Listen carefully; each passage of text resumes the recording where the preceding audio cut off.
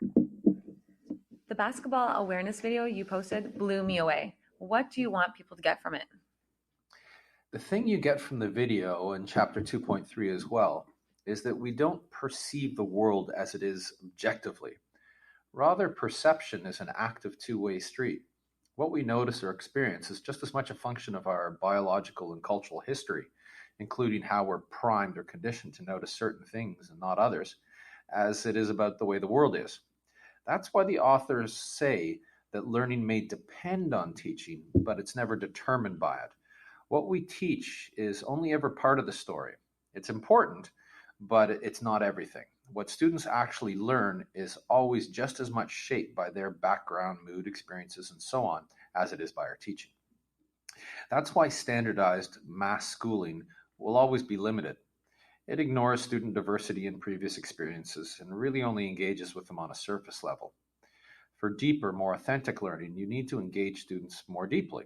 For example, linking content to their previous experiences, integrating content across subject matter, and building in critical thinking.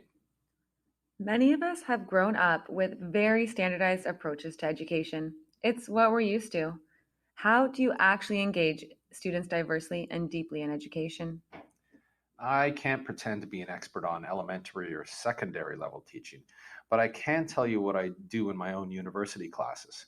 The reading responses, for example, that you do provide a great example of individual diversity and linking content to previous experiences. You all read the same chapter, but come up with all kinds of different focuses, insights, and examples, no doubt based on your own education, experience, and work. If I took a more standardized approach to education, I would not try to recognize or support this sort of diversity. Learning would just be a question of transmitting the right knowledge for you to acquire. Another reflexive application of authentic education can be made, actually, to this online web course. Online learning is obviously an efficient way to educate. That is, assuming that you think that most education is about delivering explicit knowledge as a kind of symbol mediated object, delivering it to incomplete learners who are simply vessels waiting to be filled. But of course, that's not the case.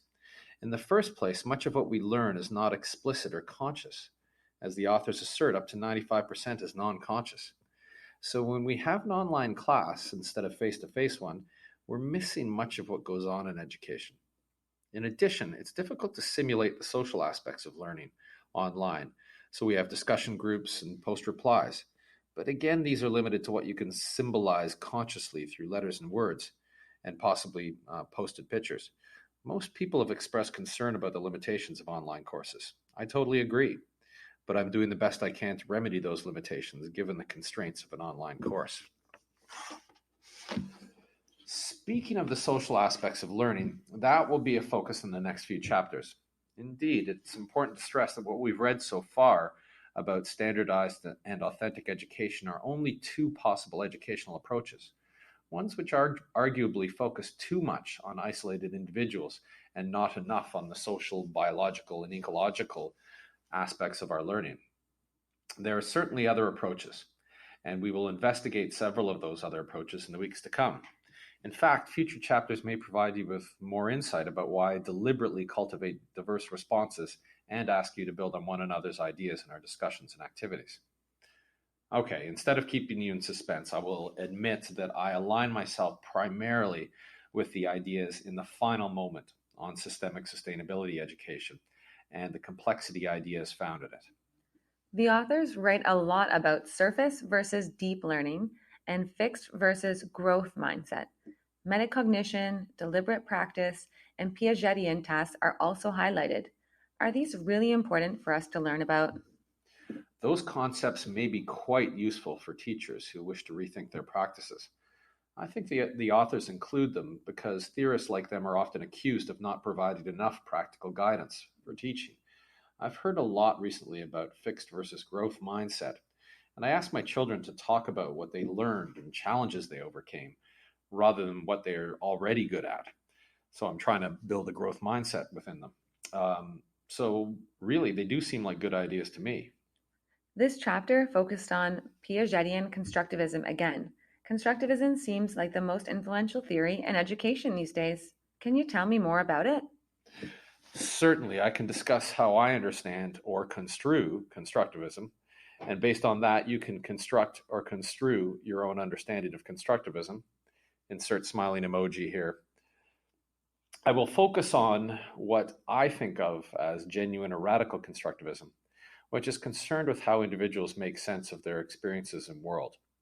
Jean Piaget is considered by most to be the godfather of constructivism, even though he did not often use the word constructivism. It became more common after he did most of his writings. Piaget was originally an accomplished young biologist, obtaining a PhD by the time he was 20 or so. In any case, he studied how mollusks adapted themselves physically in relation to different habitats: water temperature, water depth, available nutrients, and so on. He used this kind of self organized adaptation as an analogy to describe how individuals adapt and modify their knowledge in relation to experiences. The key thing here is that people do not take in prepackaged information or knowledge into their heads. Rather, they adaptively restructure their thinking, beliefs, or schema, much like the way we and other organisms adapt our bodies to different experiences.